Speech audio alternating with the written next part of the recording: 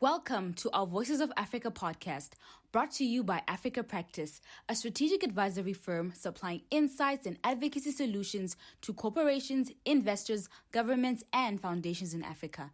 In a world with complex and interdependent challenges, we take the guesswork out of business engagement.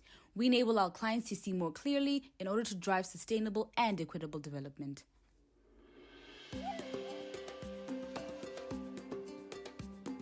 Hello and welcome to this edition of Voices of Africa. It's been a few weeks now since we produced our last edition, and I'm delighted that we have with us today Hilaire Diarra. He's the Senior Vice President for Sustainability and Environmental Management at Barrick Gold.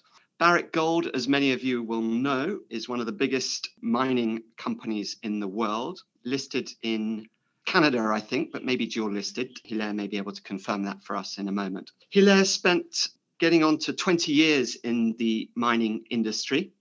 He has occupied the role of environmental and community development manager, first at Randgold Resources, and then when Randgold merged with Barrick, he assumed the portfolio there. He was, for a short period, country manager in Tanzania also for the group. And he's now based, I think I'm right in saying, Hilaire, you're now based in Mali, but you oversee the Africa and Middle East portfolio for Barrick Gold, which comprises both gold assets, as one might imagine, but copper assets too. The portfolio extends from Tanzania to a gold mine in DRC, to the operations in Mali, where you are, to the Lumwana mine, copper in Zambia. And I think you've got a gold asset also in Cote d'Ivoire and some operations too in Egypt. So a big portfolio, a big footprint. I know that we've struggled to schedule a time to get you for this podcast, but I'm delighted that we finally have. The day has arrived and I have the pleasure of speaking to you.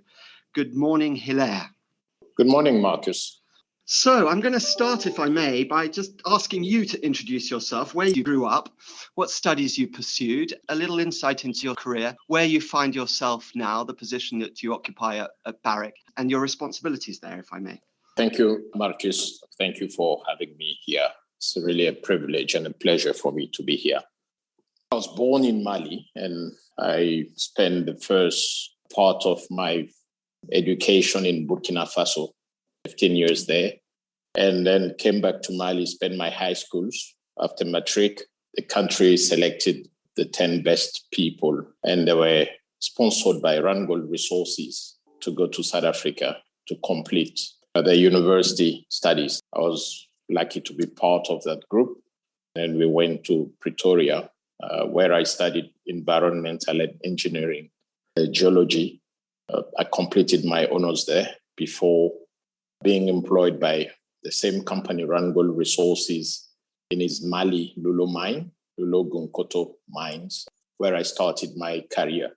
After 2-3 years with Randgold Resources, they again sponsored my master's studies in the Netherlands, where I completed a master in resource engineering at the Delft University of Technology in the Netherlands. Really, that was a very good experience because I was also there part of the Erasmus program where we would go in European countries, mining-focused universities. So I was delighted to meet a community of Europeans, youngsters my age. And then I completed that in 2 years, spent 1 year in Europe, and then the other year I spent it while back on my job. So in a nutshell, Marcus, that's my career. And obviously, as you've rightfully said, I started as an environmental officer and mine manager in environment, and then grew up into the corporate role today. So you've spent an entire career in the mining industry. Yes. And with the same group, which is a novelty, I might imagine, but perhaps not so rare. I would say the company has been good to me because since matric, I've been into the company care. And really, every day, I'm delighted to keep working with the same company, with the type of leadership we have and the openness and the learning and the experience. I think every day is a new thing. So I'm keeping going. I don't intend to change that.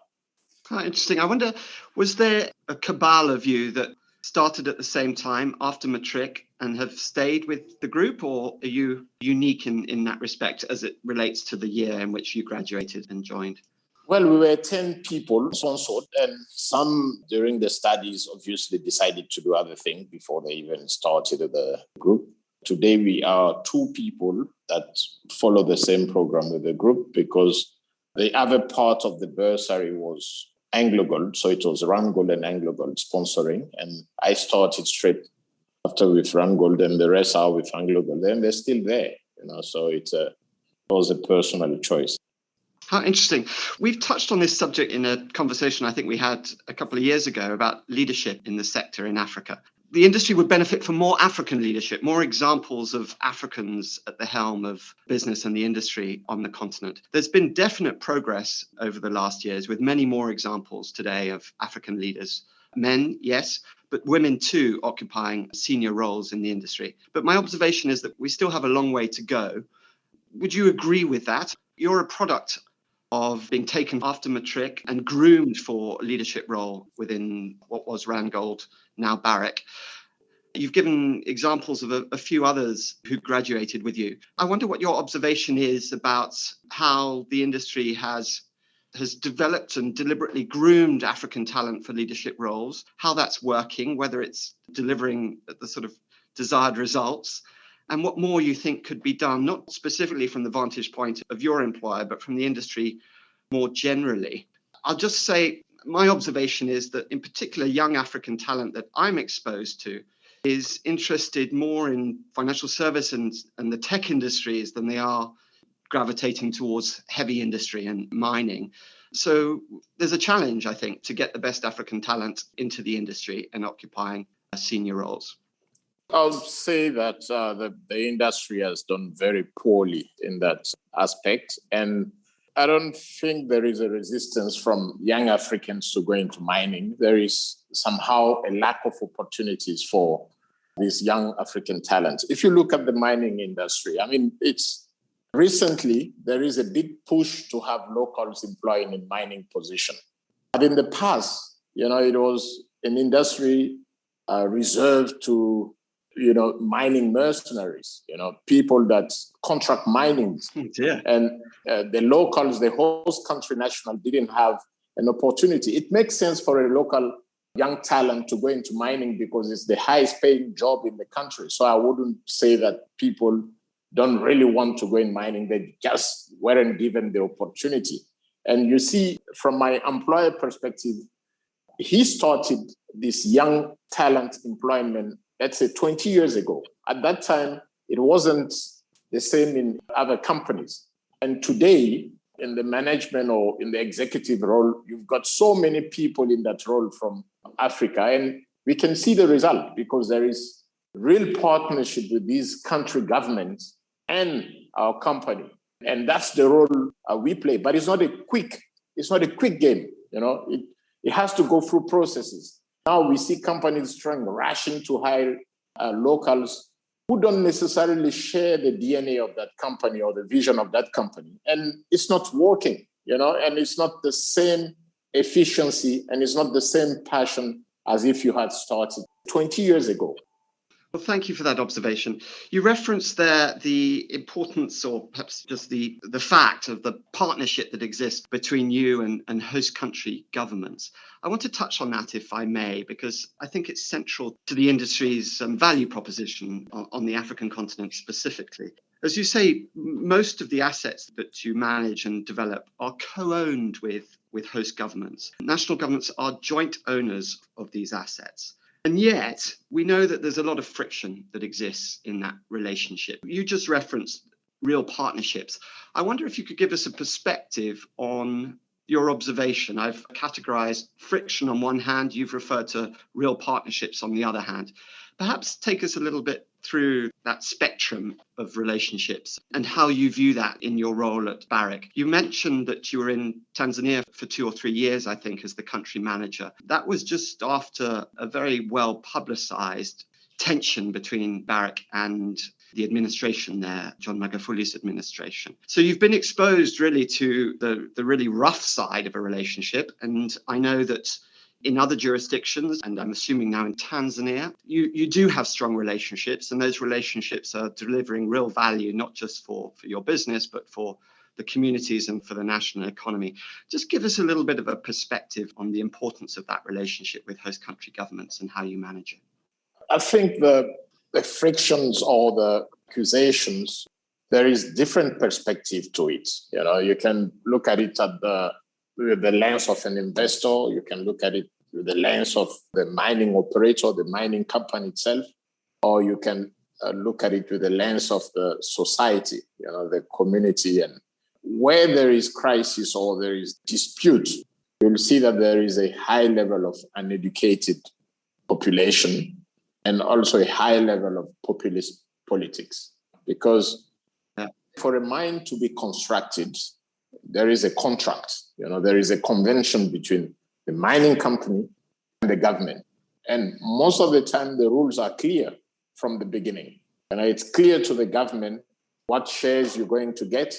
And it's clear, the assurance is given to the investor that if you put X amount of USD and this is X amount of money you get, because that's how the game is played. And now in the middle of the game, as a mining company, you run the risk of government change, of populist politics, of people coming in and the youth growing and people demanding more. I must say, in the mining industry, that's something we expect. People are changing. There is more information. There is social media. There's a lot of things happening, a lot of changes happening in the world, and it's happening also in the communities in our host countries.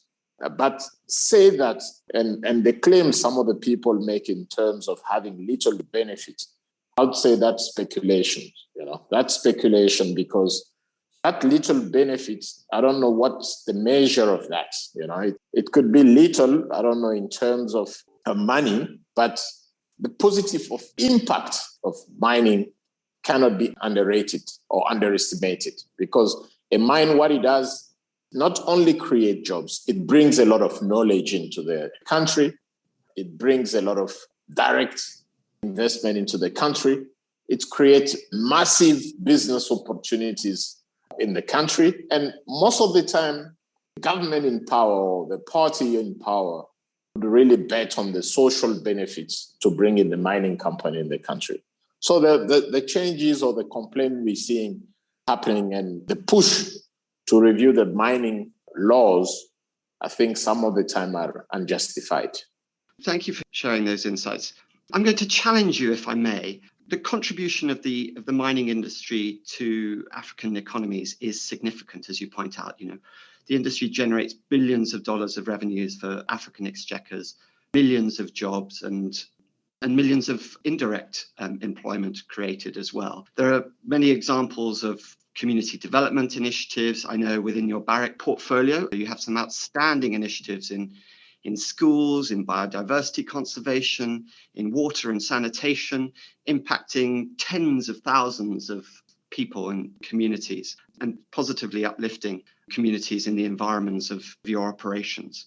But, and here's the challenge, the scale of the industry is so big and its economic contribution so significant that it has the potential to go well beyond this in some people's views and to be generally transformative, not just for the communities in the environments of your projects, but for whole economies and societies. And yet there are very, very few examples of where the industry has genuinely contributed to transformation on the scale that we've often talked about in terms of its potential. I have a theory of my own, and that is that the industry is ghettoized to some degree. It exists in isolation from the broader economy. It's been too much of an extractive industry, creating infrastructure to evacuate ore, and quite a lot of that ore, unprocessed ore. And too little effort is placed on thinking through what is required to integrate the industry into the broader national economy, and in some cases the regional economy, in ways that would make it really embedded into the society at large and would help create value chain linkages that are much broader than the direct economic contribution than you can supply alone as an industry. I'm going to touch a little bit on the announcement that was made just earlier this year between the Zambian president and president in Congo, where they agreed to establish a partnership for cooperation in battery value chain. On the face of it, it looks like a really progressive thinking and seems to be backed by a political commitment to. I haven't studied it and I don't know what the enabling policies are, but it's the example of a sort of collaboration, in this case between two governments and industry, and measures that are being put in place to make sure that value is added to raw materials and to integrate the mining industry into sort of reimagining the region's industrialization. And I come back to the point I made earlier, and that is governments are joint owners of these assets with you. The opportunity to work with them collaboratively to think through how to reimagine industrial policy may not be part of your contract, but it is a part of creating sustainable economic development and making these economies future fit, and your industry also. And I wonder to what degree you feel able to have these conversations, or you're thinking about sort of developments in the context of your own operations in this way. Marcus, I think when we come in a country, our responsibility, what we agree with the government, is to optimally mine the resource. We have to apply our best knowledge so that every ounces of gold or every pound of the copper is mined, is extracted efficiently without polluting the environment, so that we generate the best value for all the stakeholders. And when we talk stakeholders, it's the shareholders that risk their capital, it's the host government, because we, in our philosophy, the minerals belong to the country. It's a national asset, and we are being entrusted to come to optimally mine it.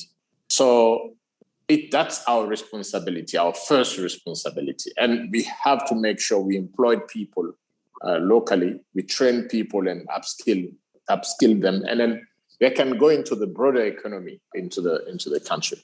The point you raised in terms of us having a contract, not just the financial aspect of things, but we need to also be mindful of that integration into the country, into the wider economy. That's a discussion we're having. And you are right. If you look at the performance of the industry over the past decade or so, few decades, the industry hasn't been doing great. The blame can be shared. There is the government responsibility, because the capacity, institutional capacity of the government also varies. And then you also have the miners that focus solely on mining that gold, and sometimes it's not done efficiently. But from my experience and in the company I'm operating, the policy has always been clear, actually. We have always been open. We are doing our best to integrate into the national economy. And I can say that our limiting factors is how capable is these public institutions or even the private sector to tap into the opportunities that we created. The fact that I am here today as the head of sustainability for African Middle East, I'm an African, and there is no barriers between me and an African government when we talk honestly, how do we integrate all these opportunities into the economy? I think our government have to do a bit more in upskilling people, and that is investing in universities. Marcus, I'm not a professional educator. All I can do is translate the vision of the CEO that want to see Africa develop and put in some fund in place. And I take that fund and I go and see the university or the government and say, look, we can invest this and that into this sector, but the expertise and the willingness to transform that sector, be it educational, health, food security, that responsibility, I'm afraid, is the government responsibility. And we have to talk frankly. And that has been the biggest limiting factors in this whole integrations of mining and the host country economy. And don't quote me wrong. Some mining companies are not doing great in that openness and willingness to integrate into the economy. But my experience is that we are open and we have tried. We've got success stories where we're doing great in terms of integrating with the government. You've quoted the Tanzanian experience. I think we are the first company that led some shares to the government. Before us, none of the company operating there as their own 100% of the assets. And then with our partnership, we've engineered it so that we have a 50-50 benefit from the mining operations we have. So that's again highlight the willingness, because if you have a CEO that wants to do things, the rest is the capacity of the team you delegate as your sustainability team or as your economic team, their willingness, their professionalism, and also on the other side, it depends on the capacity, institutional capacity of the receiving hands. Thank you, Hilaire. You talked about the capacity within African governments and I think more broadly within African industry. I wonder if you're seeing African governments be genuinely more awake to the opportunity that exists today, given the global energy crisis, given the imperative that there is to decarbonize the global economy and the critical role of minerals and metals and other natural resources in that decarbonisation effort. I wonder if you see whether African governments are genuinely more awake to the opportunities to become part of these global value chains and to ensure that Africa's natural resources are placed to these new uses, new forms, rather than the historic position where African nations would, by and large, just supply exports of unrefined raw materials to the global markets. Are there indications now, do you see, that African nations are genuinely awake to the opportunities that this global energy crisis and the decarbonisation imperative affords for African nations? I was reading an article just yesterday by Carlos Lopez, who you'll know. It was in New African magazine, and he said, African nations have a fundamental role to play in the solutions of tomorrow. That suggests, and he does more than suggest in his interview, that actually African nations are critical to the world's efforts to decarbonize and digitize. And I wonder how you see that playing out in your markets and in particular in your conversations with governments in Africa. Yeah, Africa has a big role to play. And I think they've been involved in all the debates, the Paris Agreement. I'm aware of African delegation going there, being part of the debate since the beginning, and most of the 55 states in Africa have submitted their nationally committed contributions to that agreement, and they all have, the action plan, national action plan. And I think they're aware of the opportunity that this whole climate change discussion is offering. But I think they're also very aware of limited capacity in terms of tapping in all these opportunities offered by them. One, I also was listening to the Ivorian president, when the European Union says they will not buy cocoa from Ivory Coast if the product doesn't demonstrate a certain environmental standard. The reaction of the president, he was really pissed off, and he didn't appreciate that comment. He said, well, if they don't want to buy, we'll go and sell to other markets, because the whole climate change issue we're facing today has been caused by the developed nations, and the impact, the collateral, Africa is now experiencing the collateral damage from years and years of industrialization, and that's not surely from Africa. And by that speech, I've seen that from many presidents and a lot of officials from the government. And in that, they expect more investment and more honesty from the developed countries, in terms of investing in that decarbonizations or this climate change efforts, and also bringing in technologies into Africa. And that's the major gap all the African countries have identified. Finance, there's very little finance coming in, and there is very little technologies. But from the day-to-day operations, I see there is a big change in the private sector, because I see a lot of energy renewable companies, Africans, there is a lot of push to have solar panels and the big drives of our industry, mining companies to install renewables in energy productions is also being seen really as an opportunity from these young entrepreneurs and all this solar panel initiative.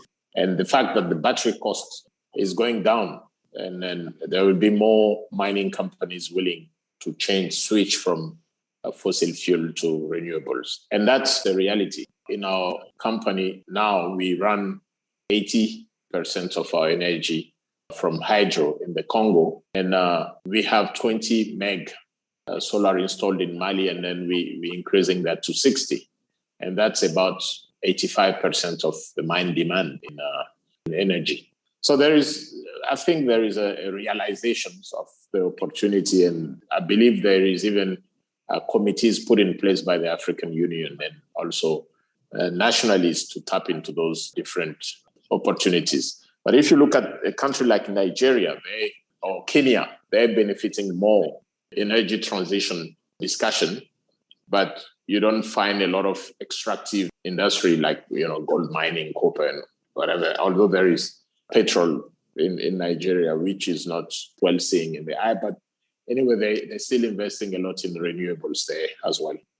I don't know if you had the opportunity to review the recently launched new US-Africa strategy. It was launched last month by the White House, and shortly afterwards, Secretary Blinken was in DRC and visited a couple of other countries, I think Rwanda, and I forget the other shortly after that. But there was one point I noted in that. It's a relatively short document in which the US commits to, it's an acknowledgement that African countries must determine how best to meet their specific energy needs. It represented, to my mind, a very stark change of tone emerged from Glasgow last year at the COP there.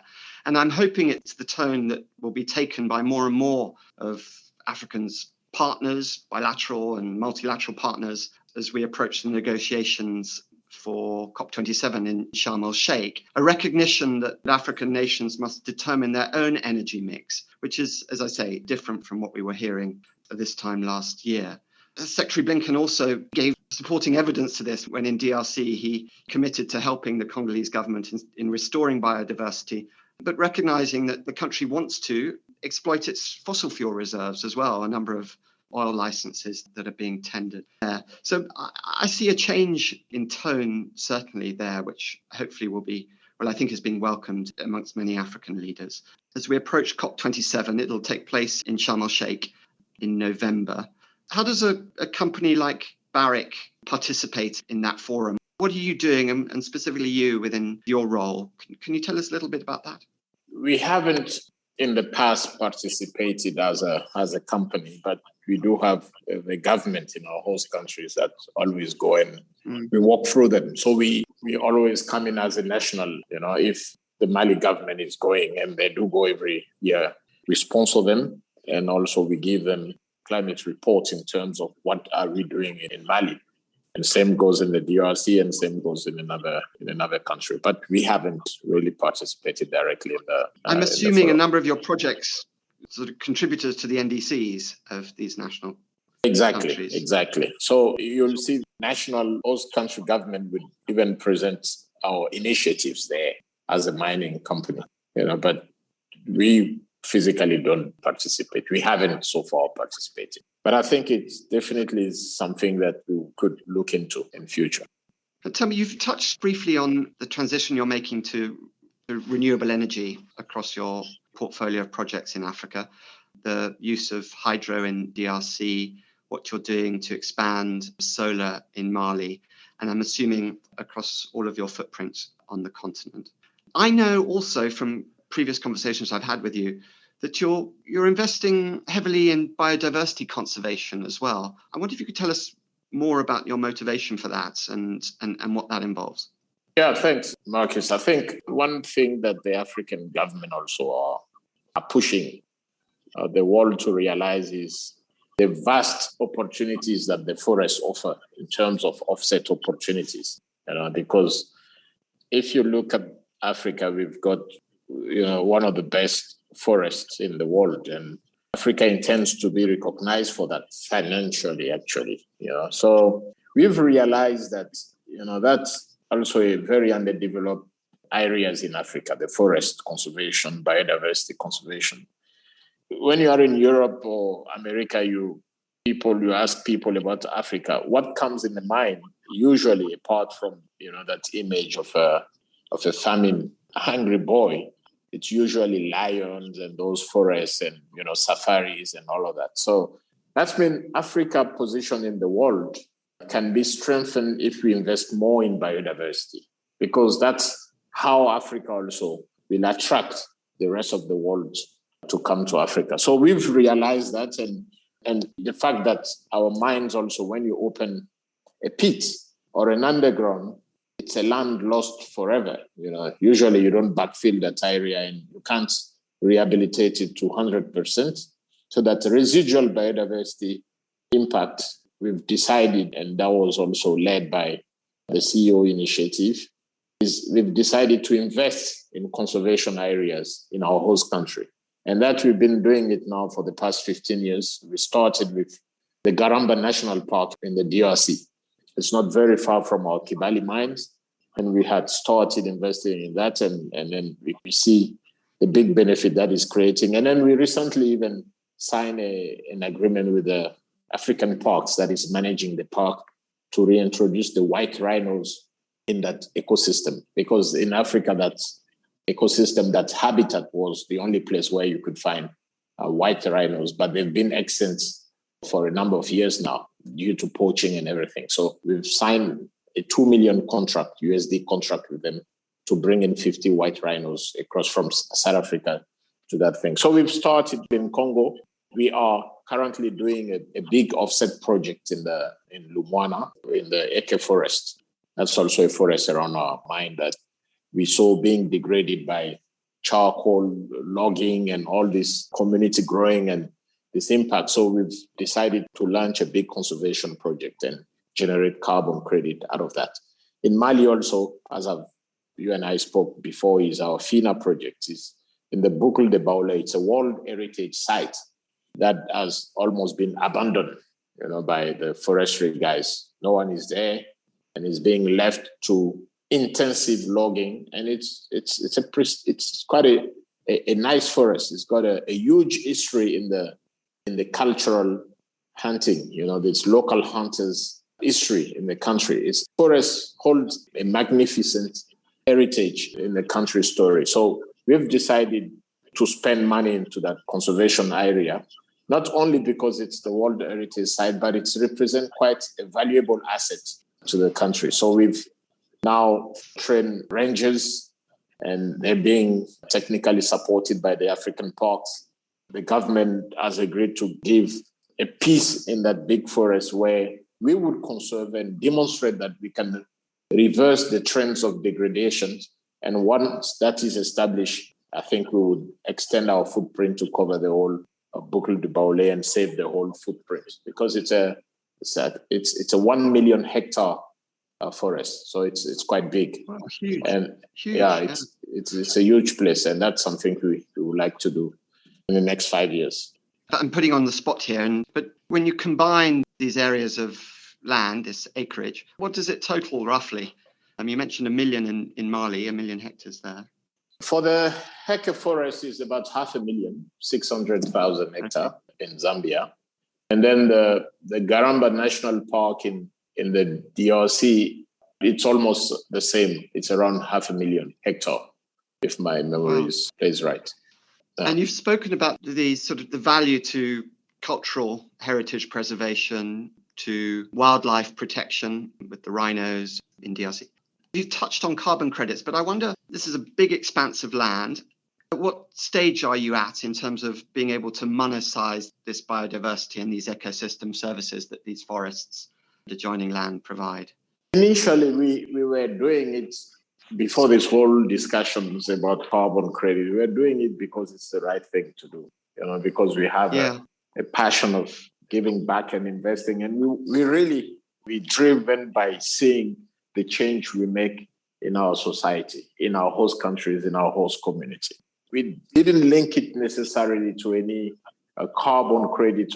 But lately, in the past 2 years, from Randgold, then we merged with Barrick, we're now looking at how do we account for the change we're bringing about to this natural habitat.